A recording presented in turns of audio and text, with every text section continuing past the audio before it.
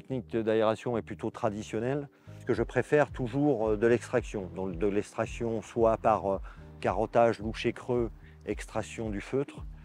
Le feutre étant la matière organique de surface qui est développée par justement les fameuses agrostites solonifères. Donc je préfère toujours travailler en extraction, soit en loucher creux, soit des grosses scarifications qui permettent d'extraire justement beaucoup le feutre. Dans le cas où il n'y a pas d'extraction, je sable avant.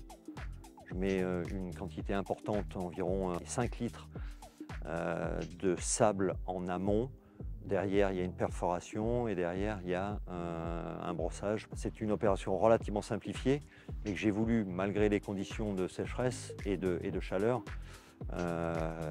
le travail des greens doit être constant. Forcément, toute communication pour sensibiliser et pour informer nos populations de golfeuses et golfeurs, de connaître les problématiques qu'on peut nous rencontrer et la fréquence ou les types d'opérations que l'on fait, que ce soit en termes de fertilisation, que ce soit en termes d'opérations mécaniques, pourquoi on met du sable, pourquoi on met d'autres matériaux type rétenteur d'eau, donc tout ce qui va améliorer la compréhension de nos golfeurs.